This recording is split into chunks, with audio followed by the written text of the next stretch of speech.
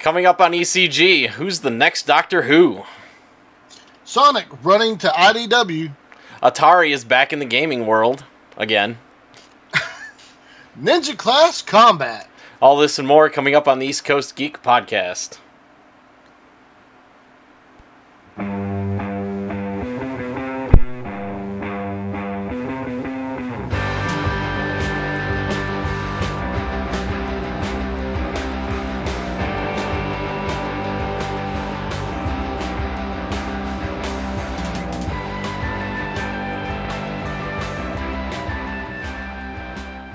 Welcome to episode 106 of the East Coast Geek Podcast for Saturday, July 22nd, 2017, where we bring you all the latest news on comics, movies, and gaming. I'm your host, Jeremy, and with me, as always, is Opu. How you doing, buddy? I am doing pretty okay, I think. You think? I think, yeah. Family's up visiting from the south. Well, that's a good thing, right? Yeah, that's a pretty good thing. I got my mommy cooking food for her, so that's always good, right? So you're not starving. That's good. Yeah, so I'm not starving. The food's not getting burnt. I'm going to pay for that one, but yeah. No, and you know, they get to see the baby grown up a little bit and all that good stuff. So yeah, and they should be trying to. I've got them regulated upstairs, so if you hear like footsteps running up down and forth and random screaming, that's my nephew. But so they should be tuning in upstairs eventually. Well, that's good. That's good. Glad they'll be able to join us. So anything going on for you this week? Anything special? So something weird the other day. Like I worked last weekend for one of my guys, and my buddies or my coworkers like, "Hey, I bought you something from Amazon Prime Day. I found this online." I was like, "Oh, okay." I was like, "Well, maybe it's like a book or, you know." Or you know, like a pen or something. No, it's a cutting board, okay? Oh, a cutting board. A cutting board. Wow. It's a Deadpool one. It's a Deadpool cutting board. Like, how crazy is that? Wow, the Geek House needs everything like that. No, well, first of all, I love it. I mean, obviously, I'm probably not going to use it. I'm probably going to hang it up somewhere. But, like, I don't even know where to begin with this. Like, it reminds me of a Cable and Deadpool comic where Deadpool's fighting Spider-Man and Spider-Man says, "Kids don't look up to you. Like, people don't look up to you. Kids don't buy Deadpool underoos." And Deadpool counters with like, he's like, "Hey, I've had like 2 action figures, okay? And besides, I've killed way more people than you." And Spider-Man's like, "That's a bonus?" Yeah, I was gonna say. Whatever. Not a hero.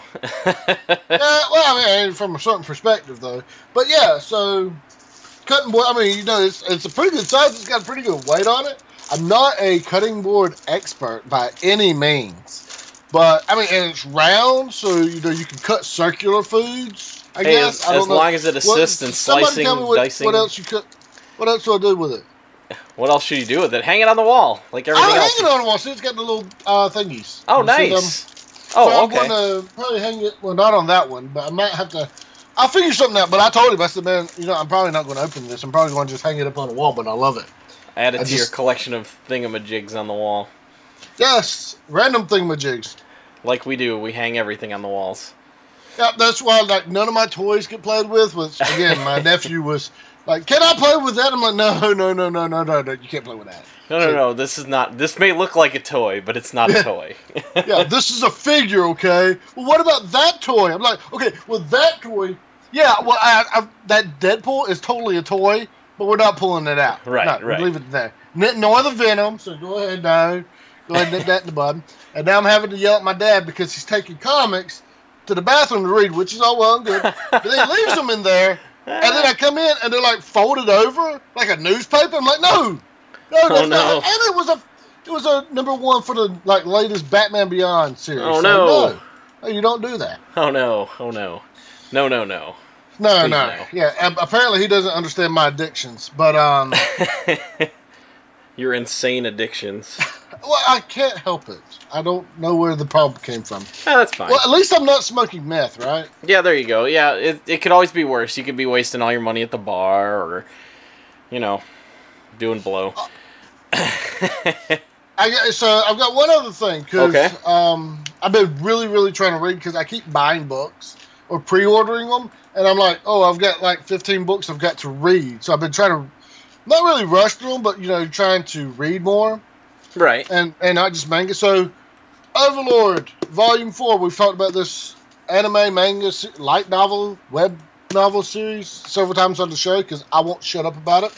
It's one of my favorite stories right now, besides, of course, JoJo and My Hero and stuff like that. But this one, it takes like kind of a different turn for me, is that it doesn't really deal with the main character, Angel Gao or Momonga. It deals with how this village that they're planning to invade and conquer, how they react to this overwhelming force.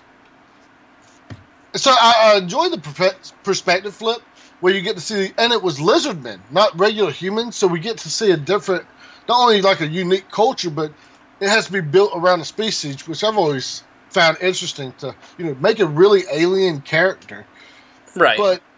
But give them qualities where they seem human to you. They have honor and traditions and all that kind of stuff. And some of them might seem cruel from our perspective, like he was organizing all the warriors for a battle, one of the main lizardman heroes, just to kill some of them off because they didn't think they would be able to survive.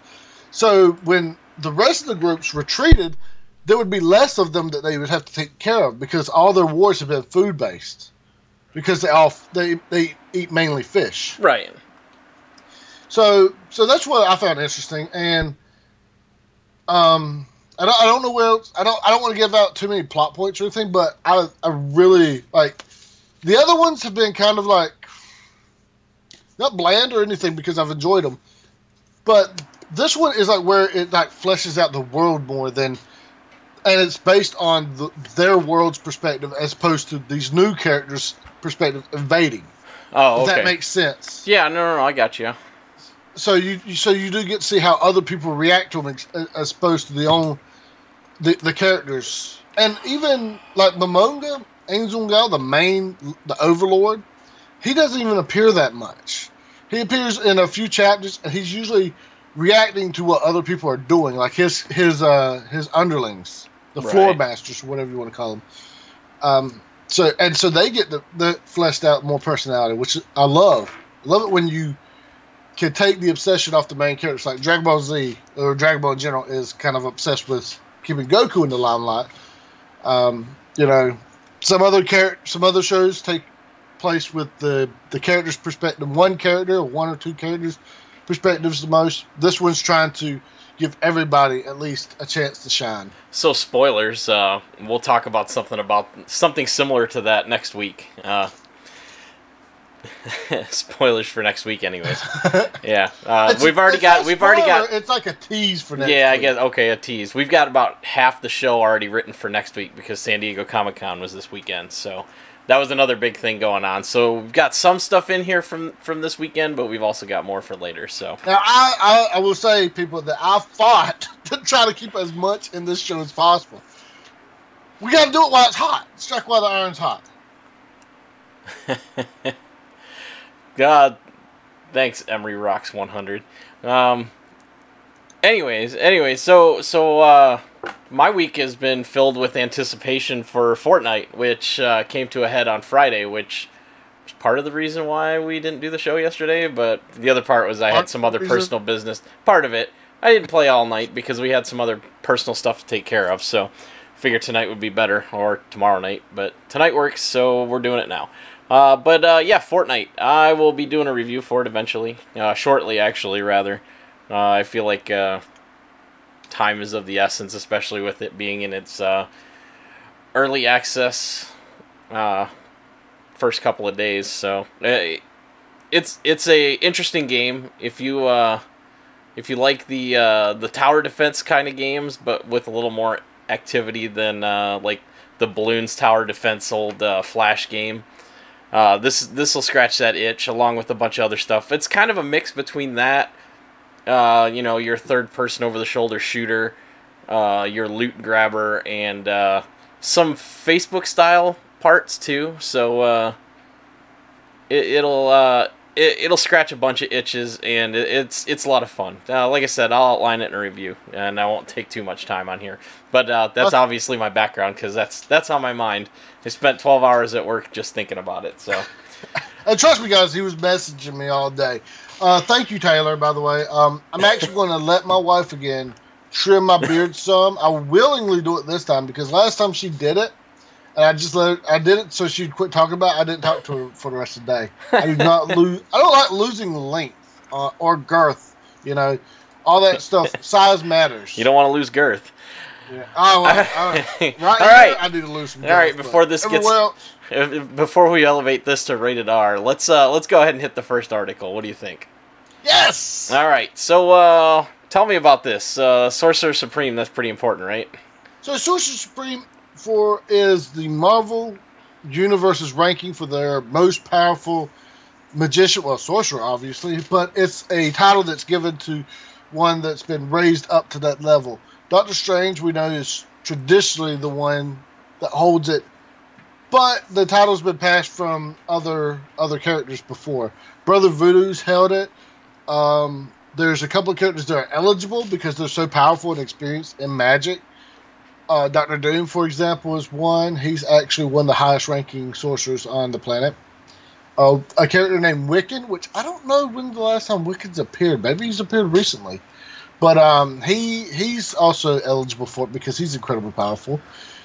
But also, apparently, Loki is the next Doctor Strange, however. Loki, besides being a god of mischief, is a very powerful sorcerer. So it's not... I guess it's not against the rules for a...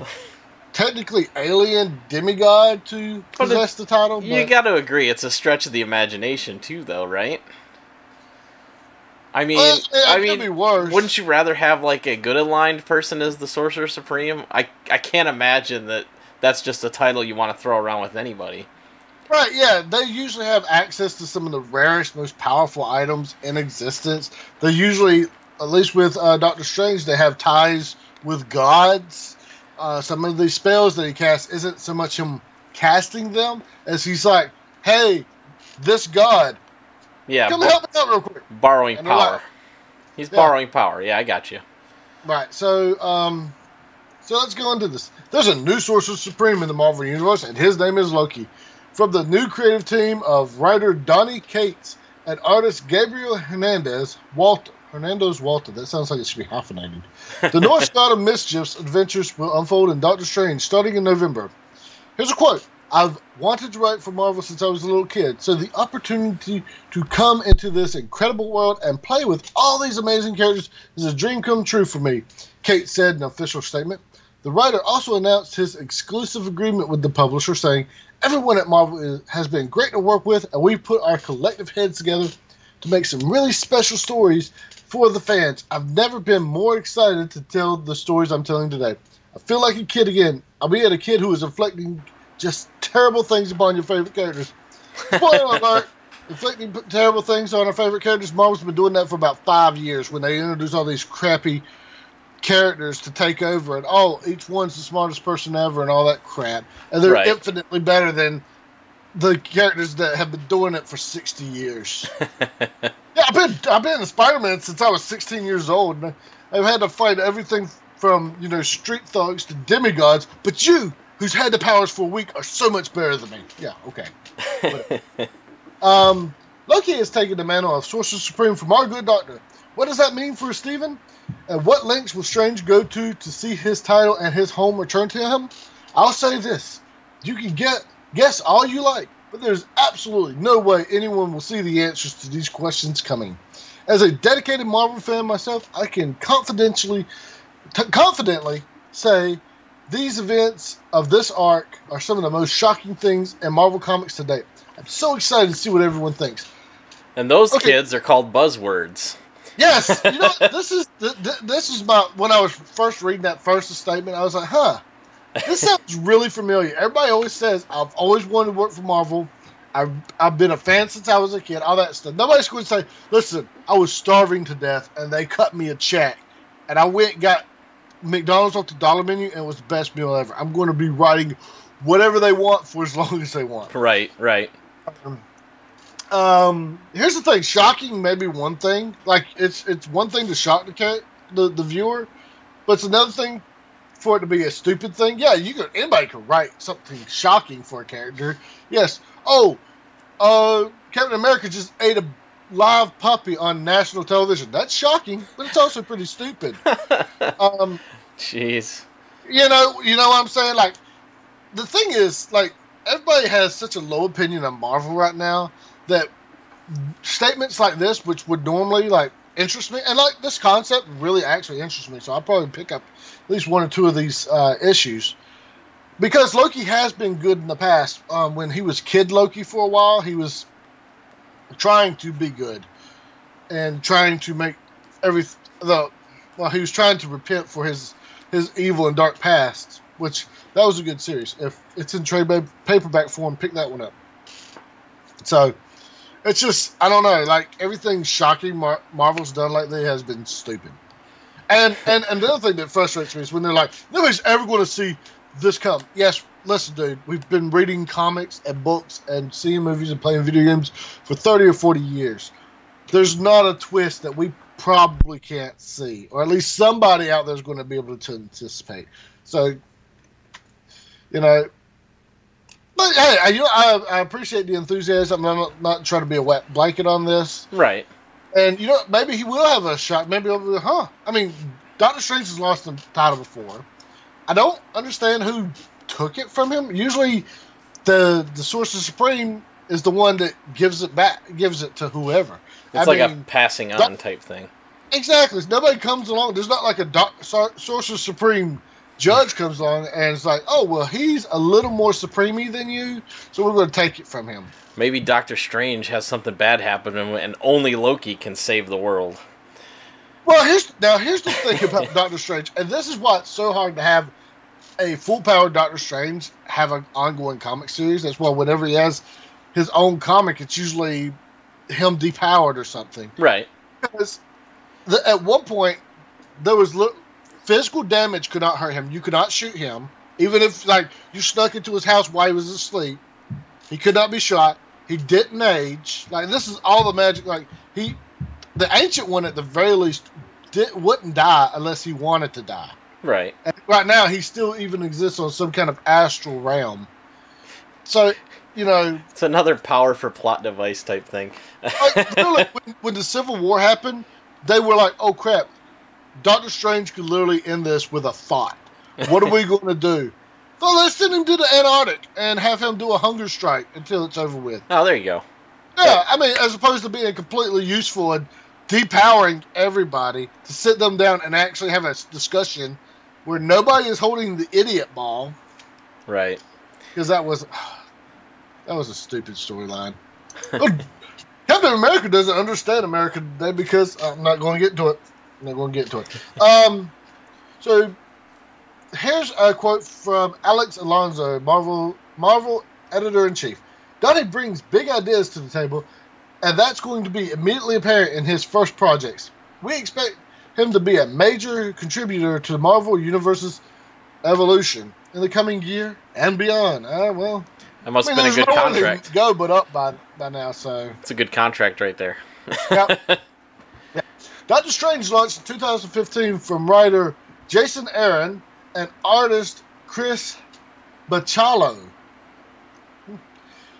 Just ahead of the Mystical Heroes debut in the Marvel Cinematic Universe. Aaron and Bachalo were replaced by Dennis Hopeless. That's a terrible last name. That is a terrible last name. Hey, $50 at City Hall, get it changed. You can afford it. You got that sweet Marvel contract right now, right? And artist Nico Henrichon? Henricon? Henricon? I don't know. Now that's a supervillain last name. Right. But where are the Henricon? As of Doctor Strange 21, which ties into the current Secret Empire event series, because everything has to constantly tie into all of these events all the time. Well, if they don't, then they're irrelevant. I mean, technically. But at the same time... It's like everything, like anything that's not tied into an event directly, it's building to another event. So that's kind of why I said it like that. Right. Again, Doctor Strange would have been powerful enough to pretty much end that threat, the Secret Empire threat. I don't know if he's on a cosmic cube scale. Maybe not. Depending on who he called on. You know, fun fact, he actually, the Dread Maru, however you pronounce the name, I've always had trouble with it. He used to call on his power for the longest time until he realized he actually met him and was like, oh, maybe I should be calling on a guy who has dread in his title and is in the master of the dark dimension. So that's actually an interesting little tidbit for you for when in the Doctor Strange movie when somebody was calling on the Mamaru's power or whatever how you pronounce it. I don't want to spoil. I don't know. When did Doctor Strange come out? A couple of years ago? What, the movie? Yeah. Right. Okay, yeah, November or whatever of the previous year or year before. I don't know, but I'm not gonna spoil that aspect of it. Yeah. For now. All right. Maybe another year. But actually, okay. So I was, we were making fun of it, but actually that kind of sounds interesting. It's going to be interesting to see how Loki took it over exactly. I don't know if that's been fully revealed yet. Right. I don't know what he's going to do with it because now he's going to have access to all of Strange's or the Sorcerer Supreme's resources, and he's got a considerable amount. So I don't know. I got you. Real quick, one last thing. You know what? I would love for this to end in this anticlimactic way. There's a story years ago where Spider-Man did Loki a favor and Loki owed him one. I don't think he ever paid that back. So it's cool if Stephen Strange went to Spider-Man and was like, hey, you remember when Loki said he owes you one? Go call it in. And such an anticlimactic end to a terrible situation. Now he's got Doctor Strange owing him one. Right. That'd be one to have owe you as well. Right. All right. Well, more comic news here, which is a change from the last couple of weeks. Sega's going to end Archie's Sonic the Hedgehog comics. Now, this is actually major news, surprisingly. I know we probably have people here that aren't big Sonic the Hedgehog fans, but I am a big Sonic the Hedgehog fan. Also, I mean, listen, it's been canceled after 24 years of nonstop publishing. Almost 25 years. It was the longest running comic in American history of being continuously published and numbered. It got up to like 290. Wow. Before it got a reboot. So that's pretty impressive.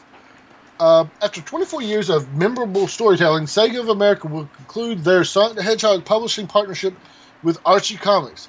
This does not mark the end of Sonic and Comics, but signifies Sega of America's decision to take a different direction for the series that will be announced at a later date. So, this whole spiel right here is actually Sega's announcement. Right. Sega would like to thank Sonic amazing fans for their loyalty and passion over all the years. Sega looks forward to providing more information soon. That was from earlier this week. Right. And a couple of days later, they announced that IDW, which I will talk about in a minute, IDW is taking over the contract. So they just shopped it around to a different house. Basically, and IDW is pretty solid. So, right, the cancellation of Archie's Sonic the Hedgehog comics wasn't really a surprise to anybody paying attention, like the longtime fans, because they quit. They removed it from its list of subscriptions earlier this year. They removed Sonic's free comic book day, replaced its free comic book day offering featuring Sonic the Hedgehog with a different title. Other Archie titles, including Sonic Universe, Sonic Super Digest, and Sonic Super Special Magazine, were also removed from the comic book publisher's slate. That sure is super. Yeah. I've never read the Sonic Super Digest before, so I don't know what that one is. I've read Sonic Universe, Sonic Super Special Magazine. I don't know if is that the same as the Sonic Super Specials that they would release annually, and they usually have some kind of solo story or I don't know. Oh, okay. Sonic the Hedgehog's comic book series launched in 1993. So yeah, so it was the longest running monthly American comic never to be relaunched, according to Guinness Book of World Records. So they just announced that they'll be partnering with IDW Publishing. It's unknown if IDW will continue the numbering of Archie's Sonic the Hedgehog title, again, which is the longest running, blah, blah, blah. The publisher has actually done that so in the past with other licensed comics that they've taken the reins over, like Ninja Turtles, and I think they've done Star Wars and all that other stuff. Sega has said that creative teams are currently being formed, and we've been speaking to beloved Sonic fan favorite creators and new creators alike, said Chris Ryall, Chief Creative Officer at IDW, in a news release. So they haven't said anything about whether or not they have enough to continue before they pick up, or is this going to end their streak? End their streak. No, so they've already rebooted, so that streak ended at whatever number, 290 whatever. Oh. Well, yeah, but so you said canceled after 24 years of nonstop publishing. I'm asking, is that record going to leave, or are they going to have no stopgap and just pick it right up with IDW and continue? Okay, so when they say that record, they mean that, like DC and Marvel, they reboot a lot. Right. They always start back with a new issue number one. Sonic had never done that. Okay. Until recently. What happened was this one writer who'd been writing for Sonic for years had all of these characters that he had created for the comic. Then when he left, he was like, hey, you owe me money for all those characters. And they said, nah, boys. So they just said, it ended up being that he did own them or whatever. So they just said, okay, we're going to just kill them all. They're never going to appear in the comics again. And so they rebooted the universe with just comics that Sega and Archie owned, and none of his characters ever appeared again, I don't think. Oh, okay, okay. But a lot of things came out of this comic that became like Sonic canon, like chili dogs, for example, I believe. The chili dog, Sonic eating chili dogs, was because of Archie comics. They actually were going to develop a game based around the cartoon and the comic series at one point. They're going to have like, whatever you call her. Sally Acorn, Bunny Rabbit, that kind of stuff in there, I believe. I got you. Yeah, Adam, always blame Jughead. Always. And I don't know. Like, Sonic has had pretty decent storylines in the comics. They would just do a storyline, and then when like a game came out, they would tie it in. Right. I always loved the covers. I wish I had some of my comics pulled out, but I always loved that. The art was always kind of iffy for me. It obviously got better over recent years, but it was never like to the quality of like the storytelling that they were trying to tell for me. And I don't know if that was because they're like, okay, well, you can't really show these characters being injured and stuff. Right. What? But I don't know. We'll see. I hope like somebody like Ken, was it Ken Penders? I don't think he'll come back if he's the one that sued. I can't remember. Or was that Flynn? Ian Flynn? I don't remember. The names. But, hopefully this IDW's a solid publishing company. I love the Transformers stuff and all that. So I'm not too concerned. And it'll be interesting to where they decide to start it. If they fully reboot or if they're going to continue the story on. Right. But we'll see. I got you. All right. Well, let's move on to the meaty part of the show. Well, kind of meaty because that last part looks intimidating compared to what we have on talking points for this. But let's get to the movies and TV.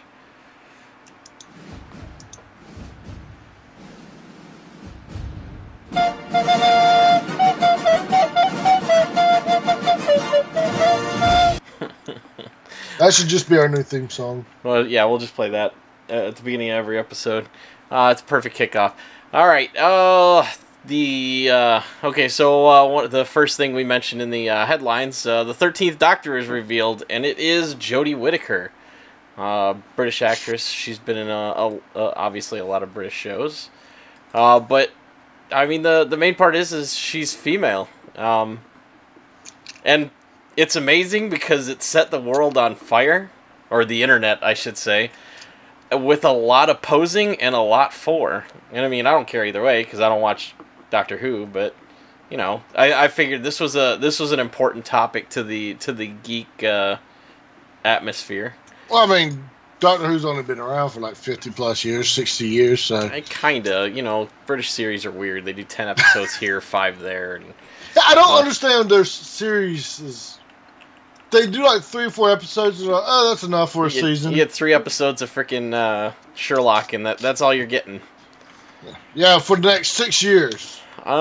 She actually, I thought they said she was actually in Doctor Who at one point. So Maybe wait, not. so real quick, so you put in here that a rumor she's possibly related to another doctor. So, there's some theories going around that there was a female mentioned, like one of the daughters of one of the doctors, as a possibility. But that, like I said, rumor. That's people talking and spitballing. Okay, so for the doctors, I don't know if you know Doctor Who, but he regenerates into a new person. Right. So are they saying that, like, how could she be the daughter of herself? Was there was there like a cloning issue at some point during one of the seasons? Now, again, they may have not fleshed it out. Maybe they're just throwing stuff for a look. Now, here's the thing. So, yes, now the doctor isn't just the doctor. He's a Time Lord. Right. Time Lords are able to regenerate themselves. Right. And they can change. Obviously, they change personality somewhat, although things carry over. Like the doctor's always been kind of heroic, knowledgeable, quirky at the very least. Sometimes sassy, sometimes a tired old guy, whatever.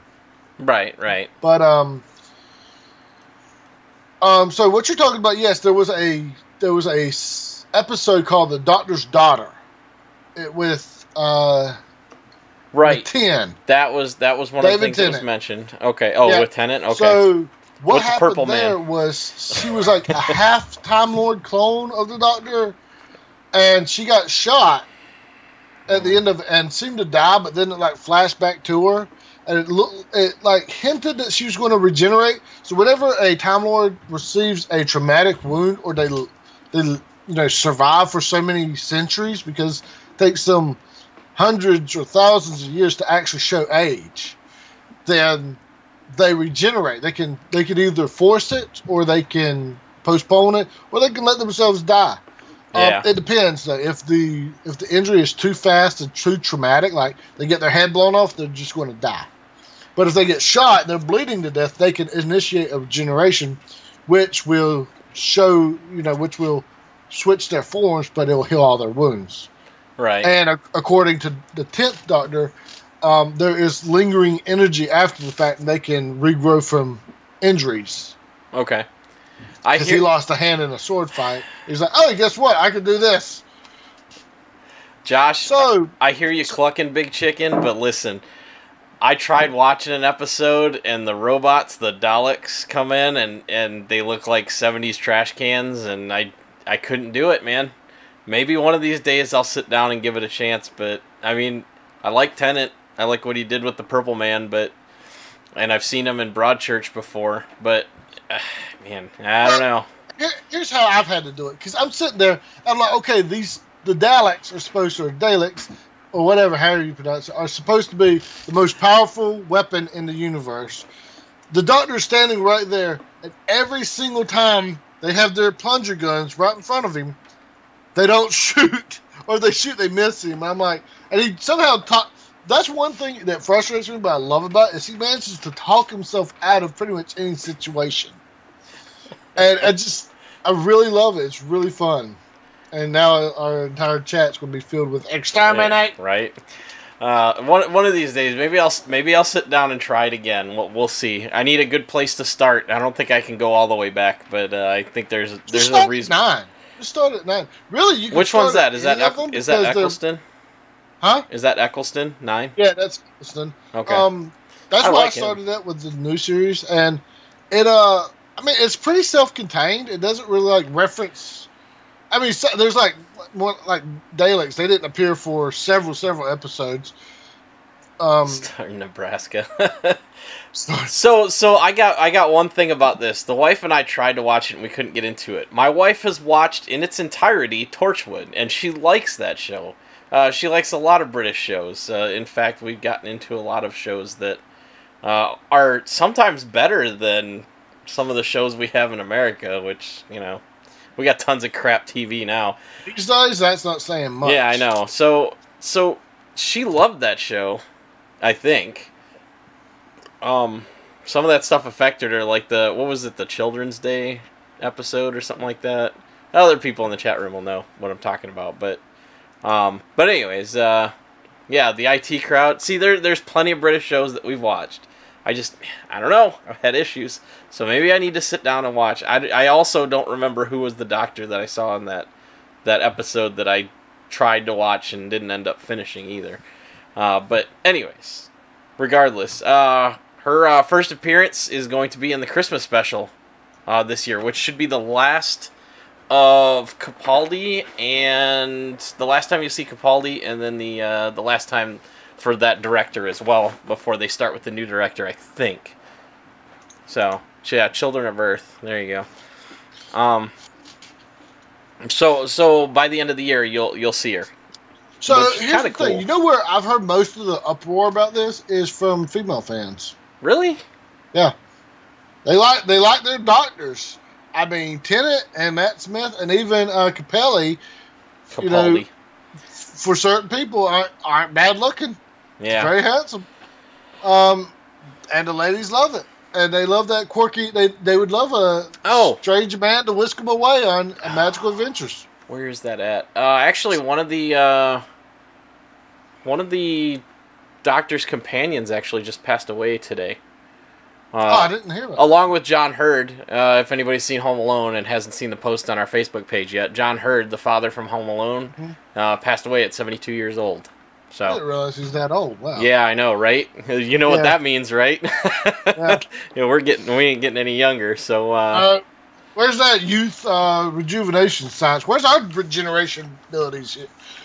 So here's my thing about the female Doctor. Is the last few Doctors, at the very least, I'm not sure about the classic Who, is that they were quirky and their companions would kind of treat them like they were children. Like, okay, come here, Doctor, we've got to, save the universe. Right. Or whatever. Or they'd question all their plans, or they were completely vital to the plan to be finished. Now, are they going to write this Doctor? Are they going to write this Doctor as kind of ditzy and stuff? And, at the last minute, it's like, oh, well, all this random stuff was exactly the plan, or at least how the Doctor managed to wedge all the coincidences together, in a way. That's one of the fun things about the Doctor, is some of the stuff is, it seems like either it's just random luck, or did he plan it all? Because he is like several thousand years old. So he's seen almost anything, and he's traveled through space and time. So that's my thing. I got you. Tennant was...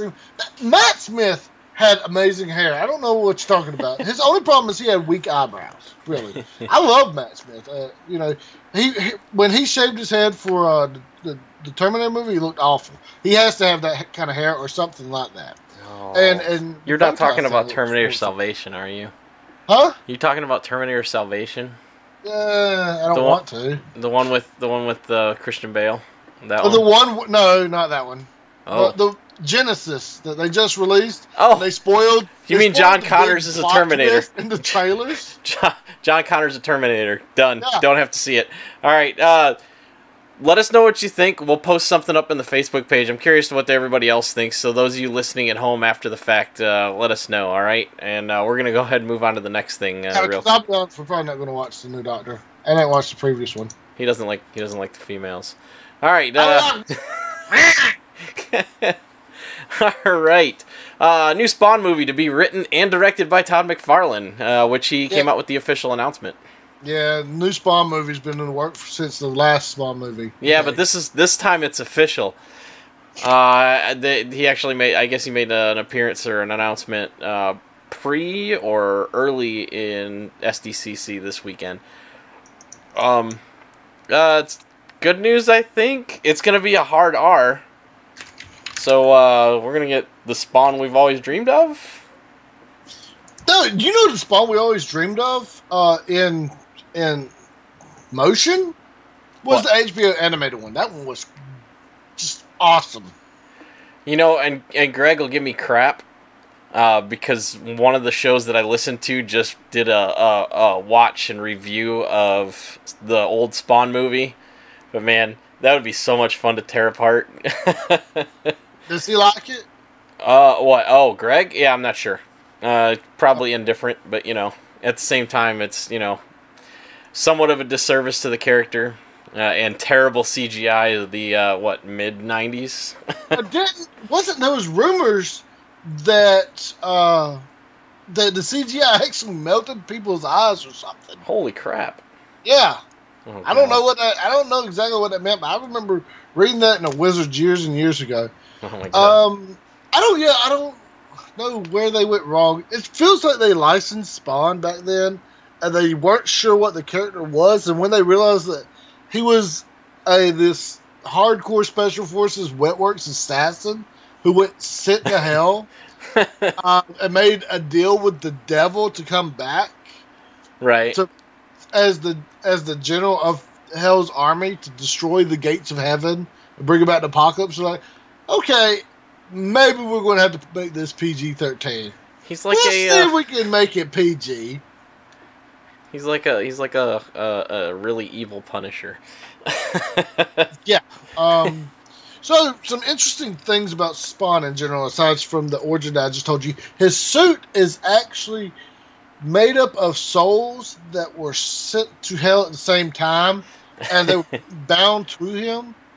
And so there's like 1,000 souls in his suit, so that's why it's semi-sentient at the very least. So it's actually it's a really 90s concept, but it's a really cool concept. Too bad he just wrote himself into a corner when he introduced, there's a god, there's this being above God and the devil, and it's actually their parent and their brothers fighting each other. And then this being, it's like, okay, guess what, Spawn? Now you're a god, and you're stronger than both of them. Deal with them. Great. I'm like, so he really had nowhere else to go from there. Great. So, yeah. I still think it's neat. I still like Spawn as the idea. Spawn's actually a pretty neat character. Yeah, I like the concept. Everything's neat, and since there's been a bunch of Hell Spawns, because obviously he's not the only one. It's a really neat concept. It's a really neat character. Has Todd McFarlane ever directed anything? Has Todd McFarlane ever aged? I looked at a picture of him posing with Michael J. White. He sold to Malbolgia. Oh, okay. So he's in on the deal. He's got an inside line. Yeah, Gotcha. Exactly. Gotcha. That's why, despite everything working against him, he's constantly on the verge of making a Spawn movie. That was part of the deal that he signed, along with Eternal Youth. Gotcha. All right. Mute this before it comes up because this is for the next show or next part. All right. Let's go ahead and head into the next article if you want to read the headline on this. Sure. I think Will Smith cast as the genie in the Aladdin movie. The Aladdin live action movie. So. Action movie. So. Yeah. What I immediately thought was, is this Kazam? Is this Kazam? Oh God. Is that the one with Shaq? No. Yes. Yeah, God. We need to cover something too. We posted right after last week's, we posted an article right after last week's episode because that next day, Saturday, was the D23 Expo for Disney. They're big every other year. We're gonna announce a bunch of stuff. They actually finally announced the two actors that they picked for Aladdin and Jasmine, and they are a young actor named, for Aladdin, it's either Mina or Mena Masood. And Jasmine will be played by Naomi Scott. So after 2,000 actors, that's what they picked, which is fine. Young actor, but I think Naomi Scott is not a new actor. No, Naomi Scott's familiar. She is very familiar. She played the Pink Ranger in the 2017 movie. So she's semi-new. I didn't even realize it was out on Blu-ray. I saw it in the store today. I was like, no. I should buy this. Send me a copy. All right. So she's only been active for a few years. She's been active since it looks like about 2013. She's British, whereas Mena Musad, I believe, is actually Middle Eastern. Well, she was born in Britain, we should say. Well, yeah. Egyptian-Canadian actor, so, okay. All right, no, it says she's an English actor. Again, because she's from England. Her father is Ugandan. Okay. Oh, no. Her mother is Indian of descent and is from Uganda. Her father is British. Okay, so she's half, but she's Indian. So she's like a quarter of three different things. Different things. So she's Canadian, English. No, just Ugandan, English. No, she's Egyptian. No. 25% of all those. No. She's English and Ugandan. He is Canadian and Egyptian. The guy playing Aladdin. Oh. Two different actors. Semicolon yeah. There. Sorry. So joining them will be Will Smith as the genie. And interesting, fun tidbit, they offered it to Kevin Hart first, but no reason was given why he turned it down. I can't imagine why. So, I don't know. This just feels weird to have Will Smith as the genie for some reason. I don't know why. Maybe they'll give him cool eyes. Is he like too old to play a comedic character? And so I guess they're just having one genie as opposed to being more loyal to the Arabian Nights story, like we talked about, yeah. Yeah, he I don't know. He was in rare form in Suicide Squad, so hopefully he's got his comedy back. I don't know. The trailer for Bright, did you see that? The new Netflix series? Oh, which I meant to mention if my friend Kelly is on this. I tagged you, so you should be here. I think I tagged you. Anyways, no, so, yeah, I saw it. It's like Hellboy, but without Hellboy. Or it's like Men in Black, but with magical creatures instead. I'm going to check it out. It seems interesting. Yeah. It's an elf. Yeah, the fairies and stuff. He swats the fairy down with a freaking, with a broom.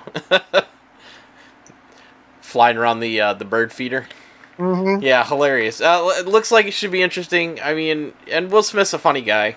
He's had the history of it, but like I said, he had that lull, and hopefully he's out of it. He was doing the serious stuff, and then he kept trying to drag his son into things. And let's not forget, stuff was pretty good for the most part, but let's not forget Afterbirth. I mean, After Earth. My bad. After Earth. Afterbirth's the name that we affectionately call it. Yeah, there we go. Yeah, affectionately. So I don't know. I'm really invested in the animated film of this. That's why I'm really resistant about this live action version. And you expressed your resistance to the live actions of everything, like the Jungle Book and what's the other one they're doing? I didn't really. Did I really? Because I really don't like the Jungle Book. I love the music in it. I sing. Yeah, I think your concern was more that they're not really following exactly, Rudyard Kipling's version, and like you expressed the curiosity of whether or not they were gonna do the two genie thing, which is closer to Arabian Nights. So, which I'm just saying that if they're going to do it, they already did like that animation version, and the reason I'm cooler with them twisting things about with these is because a lot of these stories are really old. They've been done several times, So, but I would like to see a new more modern version with like the two genies, with Jafar stealing the lamp by being clever, or he dressed as an old lady or something. It was like, oh well, that lamp is all dirty. Here's this nicer one, and Jasmine or whoever was like, yeah, that's a lot prettier lamp. Right. Somebody in the Twitch chat asked if you were a Nord and asked you to join in battle and valiantly honor our fallen brothers in Sovngarde. Because of your majestic beard, yes. I'm actually Aragonian. Argonian? You're freaking... You're a reptile. I stole this. It's a disguise. I can't handle Skyrim's weather. It's a disguise. Gotcha. It is. I'm a thief. All right, let's hop into this last thing in the movie section so we can get to this exciting gaming section that I got questions about. The last thing, Hollywood to adapt One Piece is a live-action TV show. And I said, because Avatar The Last Airbender worked so well and was so beloved. I hear that people don't want to talk about it or pretend that it doesn't exist. Now, here's the thing. Here's the problem with Avatar The Last Airbender. It could have absolutely worked as a movie. Could have absolutely worked as a trilogy or a quadrilogy or whatever you want to say. So did Aragon The Last Dragon, right? I said could. Not well, did. Supposedly that was supposed to as well. Did it? Yes. It never went past the first one. No, it didn't. But that's a movie, so totally a TV show is totally going to work, right? I didn't pull a lot of information from this, so if you want to try to find more details or whatever, so a TV show. I think the reason maybe because a lot of I think there's a lot of pirate themed shows out there. I know like there's Vikings, there's Black Sails, there's Black Sails. Once Upon a Time has like pirates, like Hook and stuff. Oh yeah, Captain Hook's there. One of Greg's favorite characters, by the way. He secretly models his bard in D&D after that.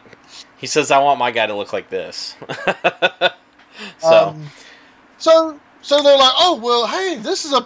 So I feel like this is somebody that grabbed a license that they weren't sure about, but they saw the keywords. They're like pirates, treasure, and battles, epic fights. And from this picture, like, that's all we need. It's airships, right?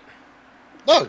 Oh. I mean, I guess there might be some airships. I was gonna say that brings me back to like the old days of like Skies of Arcadia. I used to love that game. No, but I mean, there's like steampunk tech in there. In fact, the One Piece is, I think it's the Thousand Sunny right now. It actually it's powered by cola, like Coca-Cola. Nice. Coca-Cola. He puts yeah, exactly. Frankie, the designer of the ship, built them like a bunch of weapons in there, and one of them is a jet cannon in the back that can launch them into the air, and it will fly and sail and crash back into the ocean later on. Oh, okay. Maybe that's what this picture's kind of got on it, you know. So let me explain One Piece for people that don't know it. So the King of Pirates, Gold Roger, got captured by the Marines, and at his public execution, where the Marines, which is like the entire military force, there's no Army, Air Force, blah, blah, blah, it's just Marines, they thought this is going to end piracy forever. And there, just before he gets beheaded or executed, however they did, I think they just stabbed him. Somebody says, "Where's all your treasure?" He's like, "You want my treasure? Go find it. It's left one piece." Hence the title. So it launched a new age of piracy. Everybody's going out trying to find this and become the king of pirates. This one character, Monkey D. Luffy, has decided to go out there. However, he's unique. At least where he's from, he's unique. He ate a magical piece of fruit called the devil fruit. This one was specifically the gum fruit, so it gave him gum powers, as in it turned him into a rubber band. Excellent. Physical damage, sort of swords, or using a special type of chi can't hurt him. He's immune to electricity, all this stuff. However, there's a fatal flaw with every devil fruit user. They're cursed. They sink in water, open water like seawater. Anything above their waist freezes them. Oh, great. It causes paralysis. Their powers the powers still work, but they can't use them. If somebody else, like, say they were stuck in the water, they grabbed his head and stretched him, and so he could still breathe, that could still work for him. So, not only that, but he can't swim, so he couldn't really, and, when you are based in a massive ocean, swimming is very, very important. So, he's trapped there. He gets a thief, a swordsman that uses two swords and holds one in his teeth. He gets a reindeer that's his doctor. He gets a 7-foot-tall skeleton as his musician. He gets a chef that only uses his feet to fight, so he uses like a type of capoeira. he has a woman who is an archaeologist who has the power to make her body parts appear anywhere. She's another devil fruit user. There's 3 or 4 devil fruit users on the crew, and the guy Frankie earlier. Oh, he's a cyborg, and he's also powered by cola. Whatever drink he puts in his stomach, like he literally stores in there. If it's tea, water, whatever, he takes on like a personality of that. Okay. So it's a very weird show to begin with. So what TV show is going to have the budget to show him using his powers? And it's not like he just uses them in fights. One like, that gets funding from Coca-Cola. Yeah, I said one that does Coca-Cola, definitely. And so here's an interesting thing is the creator. I think he's kind of involved in the live action adaptation, but he's also come out before and said, okay, well if these people were real humans, because remember, these are guys that, if they could just train hard enough, can lift buildings. Zora, who's just a human, can lift houses. Excellent. He's done that in fights before. But he said, like, Monkey D. Luffy would be Brazilian. I think Zoro would be Japanese. The chef, Sanji, would be, like, French. Frankie, the cyborg, would be American. He's actually designed based off of Jim Carrey's Ace Ventura character.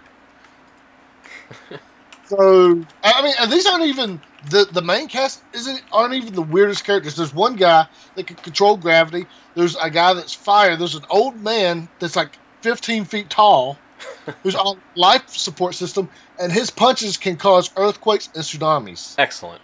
There's one guy that turns into a giant golden Buddha.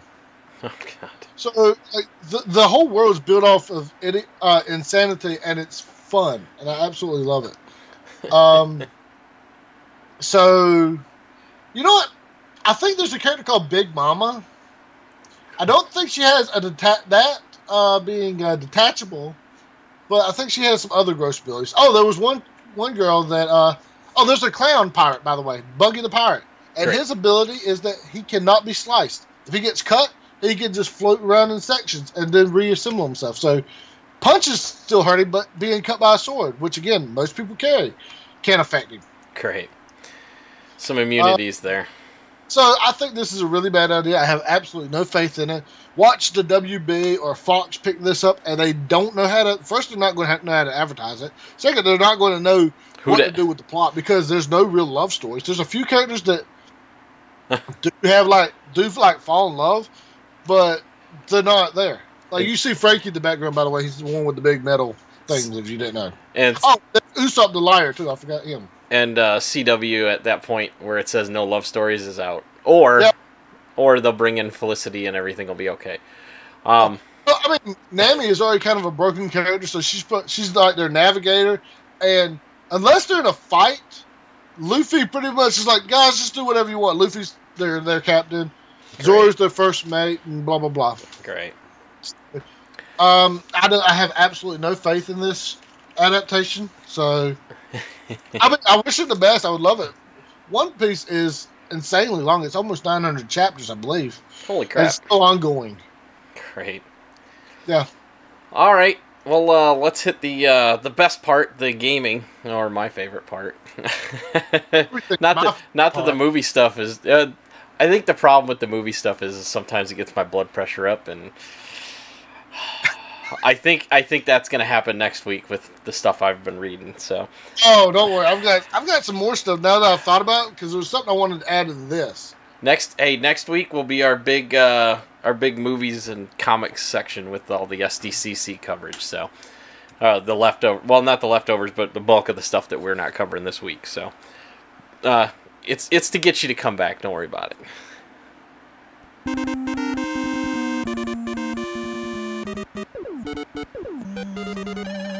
Love me some Mega Man. No, All right. that would have fit with what I've got. What I meant to put in this week's, but Oh, okay. Well, spoilers for next week. All right. So someone told you about this game. So another coworker told me about this game. All right. I don't know what his end game was. I don't even know if he listens to the show. I've told him before, but I don't know. Either way, Jeremy, I'm about to talk about it. Hellblade, Senua's Sacrifice. He said, hey, you should check out this game. And I checked it out. I was like, hey, that's kind of a neat concept. And then we started reading into it more, like, okay, this is weird. So we don't have much information to go on right now. It gets released in August, so maybe one of us might pick it up. It's like 20. I think it's supposed to be like $20, so not too bad. So Hellblade the protagonist is Suana. Senua. I don't know. I don't know. Hellblade, a warrior traumatized by a Viking invasion. The story is based on Celtic mythology, focuses on Suana's point of view as she embarks on a very personal journey through a hellish underworld, which are the psychosis manifestations of her own reality of mind. Ninja Theory is calling Hellblade an independent AAA game, by which they mean that it will be developed and published independently, but with all the quality and production values of any AAA game on the market.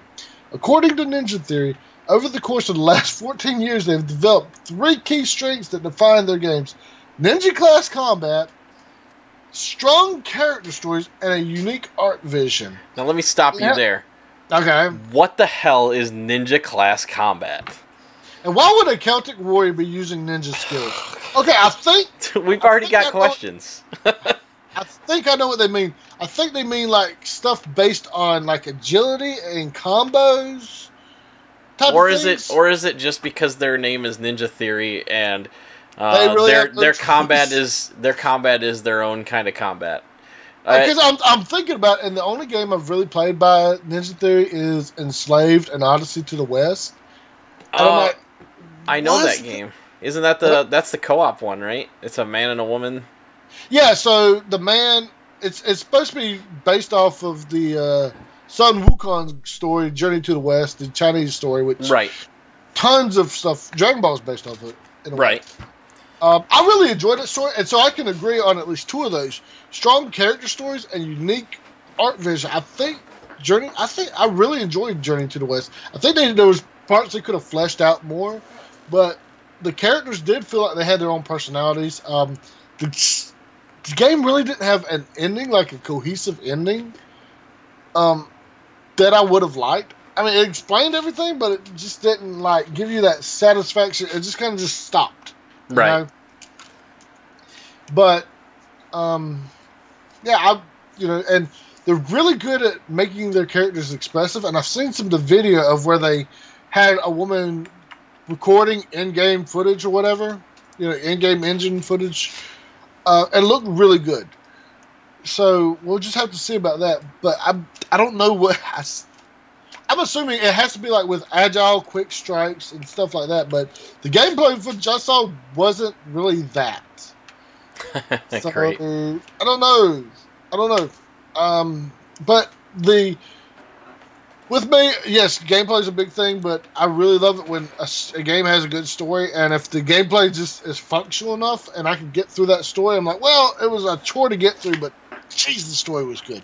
Right. Obviously, with any game, we've said it repeatedly on the show, out of everything, it's gameplay. If it's fun to play, even if it's a stupid story, that's what, it can be ugly, it can be literally cubes on the screen, but if it's got a good, if it's fun to play, that's all that matters in the end, That's why I keep going back to, like, Battle Block Theater. And not Super Meat Boy. I can't take another minute of that game. Have you ever played that game before? Have you ever played it before? Oh yeah, I've played it. If you're like an S&M type person and you love being punished, go ahead and play that game. That game has zero. Yes, there is. It's got a decent difficulty curve, but it has zero screw up tolerance. It's like, nope, you screw up one time, okay. We're gonna punish you. We're punishing you. Yeah. You're gonna do this perfectly, but this next jump you're gonna totally miss. You Start might over. through those other 15 obstacles, but this one 3 inches from the end point, no. Nope, start over and do it right this time. Oh, and while you're chasing your ghost. Yeah.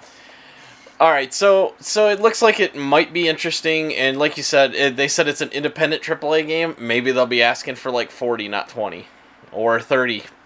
Yeah, I thought I saw somewhere it was gonna be like $20, but yeah, 20 or $30. I'm not too worried about it. So. And I've seen some of the art. I don't, obviously production art and what happens could be two very different things, but it looked good. And right. What else did they make? They made Heavenly Sword. Did anybody play that? Did you play that? Mm-mm. I just remember the Yahtzee review where she was talking to one person and said, "You're going to have to play Twing Twang," which was shooting a bow. Oh, great. So I looked at some of the screenshots from this too, and it looks really good. It looks like it's going to be a pretty game, but yeah, it's got to have that story and that gameplay combo. Otherwise, I mean, nobody's going to pay attention to the story if the gameplay is a pain in the neck. So, I'm actually, I want to give it a chance because there's not many games. You know, we've had a ton of Roman and Greek mythology in games. We've had the Norse mythology starting to get up there. We've had a ton of Japanese and Chinese folklore. Right. Celtic's been kind of one that's not been touched that much. Right. And so you're gonna get more Norse. You're gonna get more Norse with God of War. So. Yep, exactly. We're about to get more of that. There was Too Human, which was just the worst. Yeah. So. All right. The next thing we've got on the list. Oh, real quick though, the release date is August 8th, 2017. So, we might try it. Coming soon. All right. The next thing we've got. Hey, look! It's the new Atari box, and isn't it pretty?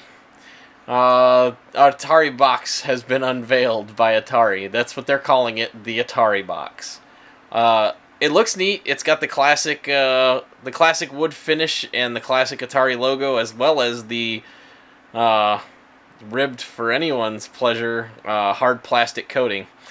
I'm glad you said it, not me. Yeah, well, somebody's got to kick it up a notch. From the official update from Atari, our objective is to create a new product that stays true to our heritage while appealing to both the old and new fans of Atari. Inspired by the classic Atari design elements, such as the iconic wood and the ribbed lines and the raised back, we are creating a smooth design with ribs that flow seamlessly all around the body of the product. Notice ribs is in there quite a few times. Yes. They're driving that point. They want you to know about the ribbing. They're driving that point home. A front panel that can be either wood or glass, a front-facing logo, indicator lights that glow through the material, an array of new ports, HDMI, 4 USBs, and an SD slot. We intend to release 2 editions, the wood edition and the other edition, which I will mention is, I think, part of their is part of their that's the exact reaction I'm trying to get. Is part of their Kickstarter or their early funding. I don't know if they're doing a GoFundMe to help get it going. They're trying to crowdfund it. Yeah, ribs sounds really good. It's never gonna go away now. This other version looks really cool, and if I were to get one, this is probably the one I'd want. But I'd probably also want the black and wood one too. This one here, the black and red, and as you can see, the back panel is all red, and then you've got the black front with the red logo. Now, Atari also had the following to say in their newsletter to fans. As you can guess, those ports suggest modern internal specs. It also means that while we'll be delivering classic gaming content, we will also be delivering current gaming content. If they use the SD slot for what I think they're going to do, they're going to try and catch up and leap ahead of the current generation consoles and go from skipping completely over to discs and following Nintendo and going into a cartridge again. Like I said, that was the next logical step. I think the Xbox and the PlayStation should have just went to cartridges instead of discs. Discs were a great media because they allowed you to the CD-ROM back in the day allowed you to pack so much data on there compared to what the cartridges could do back in the day that it was a necessity for the time. But now that we have figured out technologies and solid state data delivery, those SD cards are where it's at. So if not only that, but we've discussed it before, they're more durable. Yeah, they're smaller, so they take up less space. I mean, look at the Switch. They're like this big, right? They're small. Yeah. The Switch cases, which I'm always going to be a sucker for that. You know, I'm one for the casing. I love it. I love to collect. So I'm sorry for cutting you off, but yeah, that red looks really good. It actually kind of looks like it matches my headset. Yeah, it looks like it's the probably the classic Atari red color. You know, the one that was on the logos. So. Yeah, I really like both versions though. They both look the wood finish good, looks really good. despite the boniness of them. But the ribs. So they want current games on there, and that is what makes or breaks the system. No matter how powerful or fancy or how much wood and ribs it has, an emulator is just an emulator. They're not. Huh? They're not looking to just do the NES thing, the NES Classic and the Super NES Classic. They're one up in it. They want to do, and the only way they can do that is a good graphics card in that box and a solid state hard drive. Even though solid state hard drives still have a limited runtime, if it's reasonable price, people will pay for it. Again, if it has the games, people are going to pay for it. Listen, the Switch has not gotten the best reviews, but Breath of the Wild is absolutely amazing. Yeah. ARMS, from what I've seen, has gotten good reviews. Splatoon, if you never played Splatoon 1, and I went into that game thinking it was going to be dumb. That was actually pretty fun. Game. My kids love it. I wish I had played it more. You love the idea of room to grow? Yeah. 4 USB ports. Listen, controllers are going to be wireless. So those 4 USB ports, that's expandable hard drives. Especially if it's the USB 3s, which is basically current generation of USB. That data transfer rate is so fast that it shouldn't matter. Those should be able to access very quickly. So if people are downloading games instead of buying cartridges, they should be able to expand that hard drive space perfectly. So. Again, I want them to. I want to see whether. I wonder if they're going to bring back some of their old. They've already said they're going to bring back classic games, classic Atari not just titles. Classic games, but like new versions. I don't know what. I paused it because I'm like, what characters does the Atari have that hasn't been seen in decades? Joust. No. What was that one? Qbert. Got a new Qbert game. Centipede. Joust. But Joust was made Super Nintendo? Was it Super Joust? There was a Super Joust, but I remember an arcade cabinet Joust. Yeah, there was the arcade cabinet Joust, but I thought that they had a. I don't know if it came out for E.T. Sequels and remakes. Pinball, Joust 2, Survival of the Fittest back in 1986. There was Pac-Man, but Pac-Man's had a dozen games. I guess not. Exactly. E.T. would be the perfect game. It'd be one of those masochistic versions. Good news. Warner Brothers Interactive purchased most of Midway's assets, including Joust, with the intent to develop a movie adaptation. Of course you did. So, brothers. All right. Anything else on the Atari box? E.T. No. If they're smart, they will never touch that game. That and Star Wars. No, listen. There's going to be some people out there that are going to want them to port E.T. out there, which I don't even know if they. I guess maybe they have a physical copy they can pull it. Literally, listen. I know where they have some. Okay. Huh? I'm sure there's still some that they didn't get out of that hole in what was it, New Mexico or Arizona, where they were all buried. Plus the ones that are in the museum. But don't. The most expensive, worst game ever developed. Back then. They had a 2-week time frame to build it. Yeah. Well, that was a mistake too. Listen, you can't blame the programmer for that. They're lucky that it didn't catch fire when they first slapped it in the end. So he did the best he could. 2 weeks. Yeah. To program a game, even with Atari level games. Yeah. Yes, that's give him a month at least. Jeez. So I don't know. Atari, it's not like Nintendo. And a lot of people that grew up with Atari they're older than us. Yeah. I didn't grow up with one. I grew up with one. I played them, but I didn't grow up with one in the house. Yeah. I don't think this ever came out for Atari, but Number Munchers. Oh, yeah. Yeah, Number Munchers, yeah. So, I don't know. But good luck, and I want to, hopefully when more information comes out, we'll need a report on it. I really want to see I love competition and stuff. So I mentioned this and my wife rolled her eyes and said another console. I was like, yeah, but it's Atari. Yeah, come on. Support Atari. They need it. Yeah. When's the last time they've had anything good happen for them? The Wreck-It Ralph movie. Yeah, I guess so. All right, this last thing was late breaking, but very important because this was supposed to be a big thing today. Pokemon Go Festival is a disaster. Disaster. It's So, do you want to read it or you want me to? I'll go ahead and read it. The Pokemon Go Fest in Chicago was supposed to be a fun-filled celebration of the mobile game's one-year anniversary, but it quickly went south when network issues caused the app. Network issues. Surprise, surprise. Tons of people in the area. Network issues caused the app to become virtually unplayable for most of the 20,000 people in attendance. Think back to the original launch of the game when it had so many problems. That's exactly what I was thinking. I was like, man, this comes full circle here. Thousands of unhappy customers quickly began to heckle the game's panicked developers and throw trash on the stage.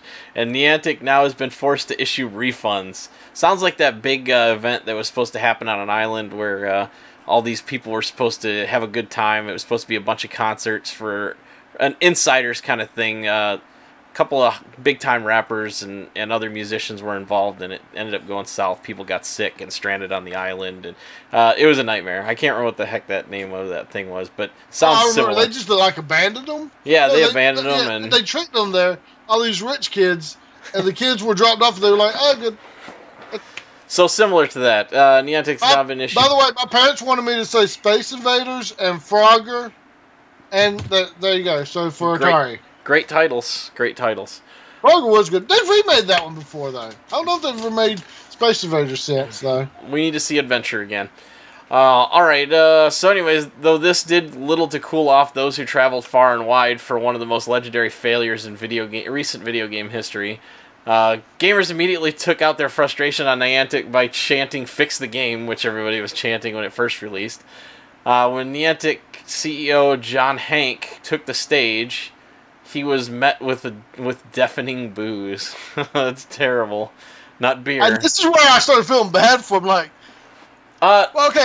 Every so often, Adam, they release a couple more, or like another generation of Pokemon. Plus, this is supposed to mark the release of legendary Pokemon into the ecosystem for Pokemon Go. So this was a pretty substantial event, and it seems like there was some poor planning involved. First of all, the first mistake was they released like 5 Pokemon in total. Yeah. When it first came out, I kept getting so many. Well, it was region-based. You had to go travel to get certain ones. Like Japan. Well, I can't afford to travel. I know, right? That led to people spoofing their locations, which is now bannable. Automatic Pokemon catching, lots of cheating here and there because it was just ridiculous to try and keep up with the Joneses. Hank subsequently assured players that Niantic was hard at work trying to get things up and running again. After he left the stage, he was never seen again for the rest of the festival, at least not on the stage. That sucks. I feel bad for him, but man, today's demand for certain things like that, I used to be a firm hater of people saying mobile's the new generation of gaming, and it really is because it's more accessible. But when you create something like this, fans far and wide come to a certain location just to do this. This is not going to replace the PC or the console anywhere. First of all, battery life alone. What, 15 minutes of Pokemon? People are carrying around the battery rechargers. No. Unless you can make a wire, strap a battery here and make it wirelessly transmit to this.